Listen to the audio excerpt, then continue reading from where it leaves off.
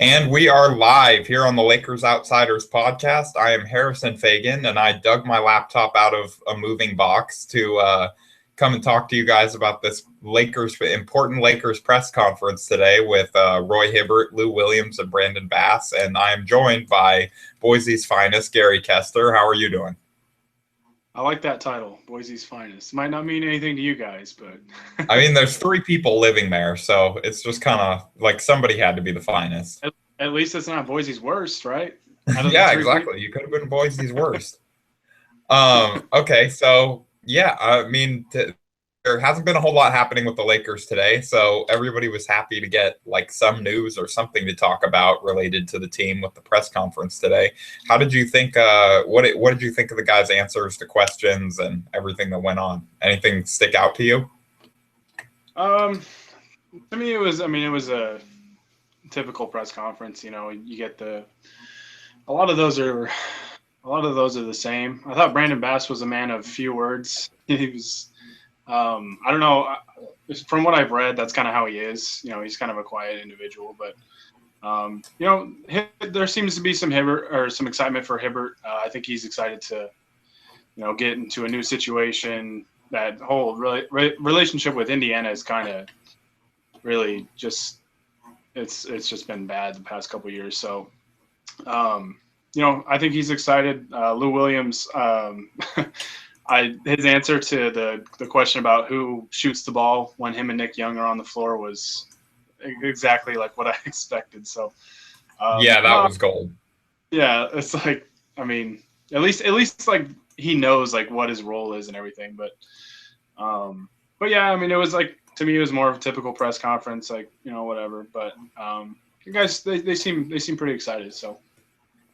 Yeah, I think Hibbert especially is one of those guys that it's like Nick Young. I think if he plays well, like the fans are really going to love him and how open he is with them, and you know how he kind of he wants to share, he wants to joke around, like he wants to have a good rapport with the reporters and the local media and the fans and stuff like that. But, you know, if he struggles, it's going to be one of those things where people are going to be, it's like Indiana, focus on basketball. You know, he's not doing you know, he doesn't care enough about the game. Like people start to make those types of criticisms if like you have that type of personality and you're not playing well. Yeah. Well, the thing I've liked just hearing him talk, it just seems like he's really embracing his role. Like he knows what's expected of him coming here. You know, he's not going to be a guy that we need to score 20 points or anything like that. We just need him to play defense and rebound the basketball. And, you know, he seems to fully understand that. You know, either the Lakers made that clear or, you know, he just knows what he's good at. So I was encouraged by that aspect that, you know, he understands what is needed from him. And, you know, those are the types of guys you need. I'm encouraged by any guy that cites defensive efficiency, especially any player. Yeah.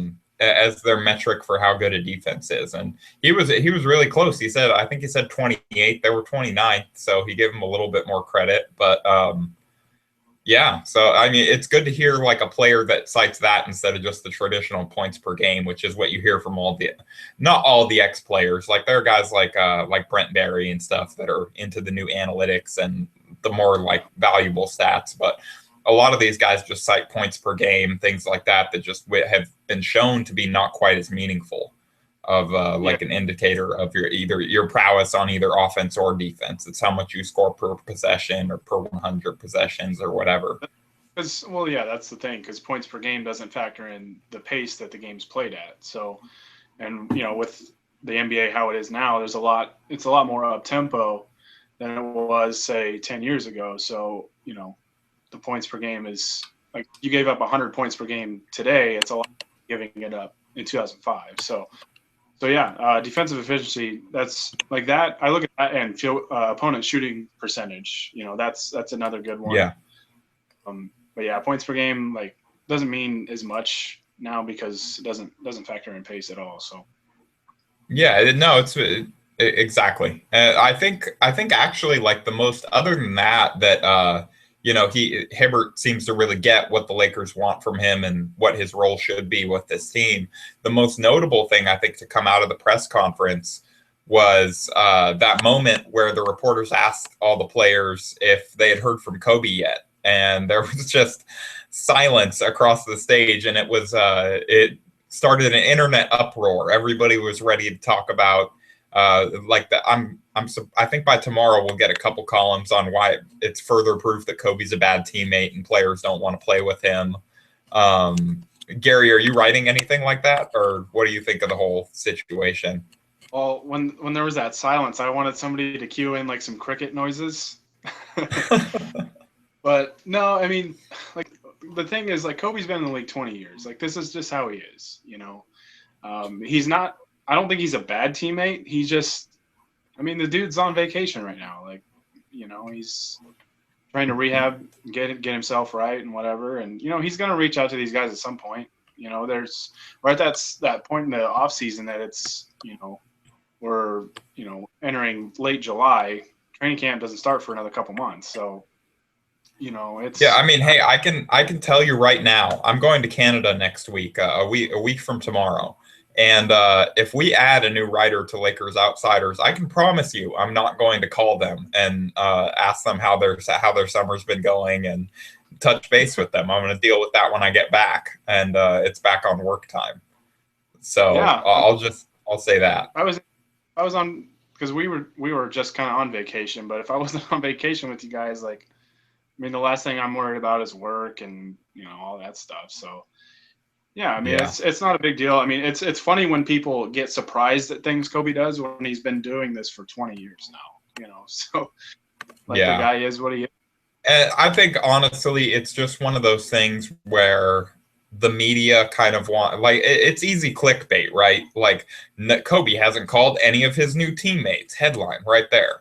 And it's just one of those things that I don't think matters a whole lot in the grand scheme of things. Like, Yeah, would it be nice if he called them? Sure, but like, I mean, that shouldn't be something that you should expect for all your team. Like the media didn't ask if Ryan Kelly called all of these guys. Like, yeah, I was just gonna say, like, let's ask all the other, like, ask them which teammates have reached out to you. It's like, yeah, it's like, okay, well, silence for Kobe. All right, has Nick Young called you? It's like, yeah, but it was a wrong number. He thought it was number for the runner for the Drew League or something. Or for Lou Williams, it was just to threaten him if he shot the ball once. that's why Kobe didn't reach out to Lou Williams, because he's just like, how am I going to break it to this guy that he's not going to shoot the ball? He's already freezing him out.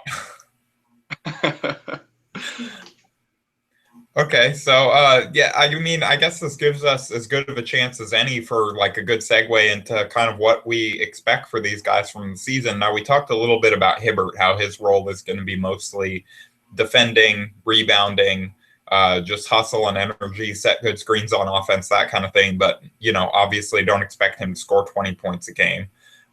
What do you think? Do you have anything to add to that? Or otherwise, what do you think of, like, say, Lou Williams? What should fans expect from him?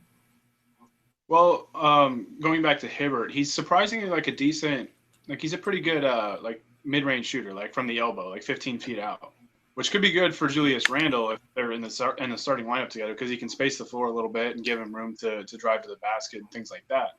Well, is he going to hit enough of them that guys are going to guard him out there, you think? I think he's efficient enough to where the defenses are going to have to respect it, you know, because, I mean, just watch him the past couple of years, like, he's gotten better at that, and it was really surprising. I was like, wow, this guy can actually, you know, make these shots. And I can't remember the exact percentages, but I remember seeing like a shot chart of his, and he was surprisingly pretty good from that area, from like 15 feet from the elbow. So, you know, it's not something that you're going to rely heavily on, but it's just something that's kind of there. That could possibly just create a little more space for these guys to operate offensively. Well, especially with Scott's love of the mid-range last year, Hibbert will fit right in. Yeah, I was going to say, I mean, as long as he doesn't shoot as many as Jordan Hill did, we're fine. Oh, man. They thought they were tired of Hibbert in Indiana. Oh, God. Although I guess the contracts are a little different. The contracts and the role will be a little different, but yeah. I mean, Jordan Hill. I think Jordan Hill's fine if he's your third big. Like, he's fine. But if he's your star, if he's your best post player, like, you're in trouble. Oh yeah, Yeah, if he's your first big off the bench, I mean, he's pretty good. Like I love him as a bench guy because he just brings so much energy and his motor's really high in that role. Yeah, When he's exactly. starting, When he plays like 15 minutes a game, like he rebounds like a madman. He's out there setting screens all over the place. He defends better. It's yeah, just that those are the types of things that you can't sustain over playing like 30 plus minutes. oh Like yeah, just no one can. It's just not realistic.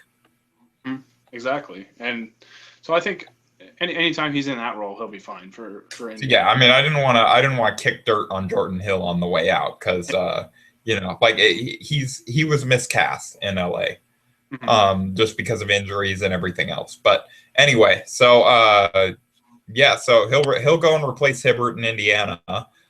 Toronto kind of just let Lou Williams go after he won Sixth Man of the Year. I guess after their playoff showing, they wanted to make a change. I think that he's going to be a good addition to the Lakers because, like I've discussed in the past, I think that he can play with both Clarkson and Russell because they're bigger guards, and especially the way the league's going a little smaller at the guard at pretty much every position. I think that he can play with both of them, and he can continue like scoring in his relatively efficient six-man role with the Lakers. Do you disagree? No, I mean, like you said, the way the league's going, like I mean, the whole small ball thing is, it's captured the league. I mean, the league is really adapted to it, and I think he can fit really well. I think because I mean, you need scoring off the bench, which Nick Young is much the same player, but at the position. Lou Williams is a little more efficient, and that's key. And last year he made over 2 threes a game, and the Lakers were terrible in that department. So, Byron might not like it, but his ability to hit 3-pointers, even though not like a sharp shooter, just that ability to space the floor for like Russell and Clarkson and Kobe and those guys, that'll really help. And he could have some big scoring nights. He could have some nights where he might shoot us out of games, but you kind of live with that. Just hopefully, him and Nick Young together on the floor, so they find a way to at least make it work. Like that's my biggest concern is they're both kind of the same player, and with the bench, you need scoring, but you need guys that fill a role too. So Yeah, that it can't have just scoring. yeah, because I mean I remember people wanting once we got Lou Williams, they wanted to trade for Jamal Crawford too. So it's like how many like inefficient outside shooters do you want? Like Wait, that was no. You heard people saying that like they wanted that. like fans wanted that. Yeah, they Okay, wanted. yeah. I was gonna say I did not hear that rumor, and that is horrifying. Oh Um, yeah, that'd be the worst defensive bench in the league, like by a mile. Can like you they might have imagine those three? they have nights where they're on fire, but yeah, it's like defensively they'd be bad and so many like terrible shots. Like the shot Oh selection. Lord, I don't know if anybody would be ready for that. Um, okay, so then I guess we got Brandon Bass too. I think he'll be a good addition as long as like they don't do something stupid like start him over Randall. I think like 15 minutes a game off the bench. I think he's a solid like contributor. Yeah, I mean he's been in the league 10 years. Like I mean he, from everything I've read on the guy, it's like everybody says he's like a pro's pro. Like he's the ultimate professional and he's really efficient he's a really efficient mid-range shooter. And it seems like I remember whenever we played against him, it seemed like he never missed from like 15 feet out. It was crazy. He's really good at that shot. And, I mean, he's a solid bench player. And being a 10-year veteran, that could be good for Randall. He could mentor him a little bit. We thought maybe that with Boozer, but I don't know what exactly you want Boozer to teach Julius Randall. So, no, I mean, it could be He taught him good how for to his. scream. Like if we hear Randall like next year, like hold it, we're gonna know who his mentor was last year. We're gonna have to seek out wherever Boozer is and just yeah, we're gonna have to get back at that guy. I do not want Randall turning it into but it won. Randall seems so quiet that that would never be anything like he'd consider. Yeah, I can't see him doing that. So I don't know. I think Bass could be good for Randall as long as he's not hogging away his minutes, which it might sound weird, but I could see Bass starting from like the get go, like from the early stages of the season. But I think ultimately Randall is going to be the starter the second half of the season at the very least. Hopefully, he just gets to start from the get go, and they just get him game reps like right off the bat. So, but we'll see how that happens. But Yeah, I mean, the only argument I can see for bringing Randall off the bench is maybe you allow him to gain confidence against like lesser players when he comes in. But I still think like if that's the case, you still have to play him the majority of the minutes, in which case he's going to be playing against the starters at some point anyway. So I don't even know how good of an argument that is. I just don't see a good argument for bringing him off the bench. Yeah, I mean, like to me, there's perks to each one. Like obviously, if you're starting, you're probably going to play more minutes. But like Clarkson didn't start right away last year either. They kind of slowly brought him along, and it seemed to work out really well. So, but everybody's different, so you never know. I mean, he's had a year to kind of sit back and observe the league, and there was that piece. I can't remember who wrote it. It might have been Kevin Ding. That just talked about Julius Randle, how he just studied the game. Like he literally took notes on certain guys and just how the game was played. And so that could really work to his advantage, not really being like a typical rookie. But yeah, he's definitely got to get a large amount of minutes this year just to help his development. But I can see them slowly bringing him along too. Yeah, I guess it's possible. Yeah, so I think that about covers the off-season news I think that we have. Yeah. I mean, we probably can you think of anything else? No. I mean, it's the roster is pretty much set. Like, I don't know if they'll add anybody else. So this is what we got. Now, do you have something you want to tease for tomorrow? Something that's maybe been marinating a couple days? Yeah, I will be posting my piece tomorrow, basically talking about kind of my experience or our experience with the Las Vegas Summer League, because it was the first.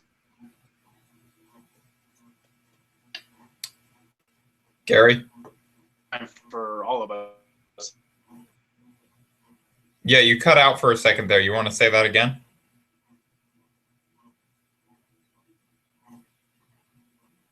Like,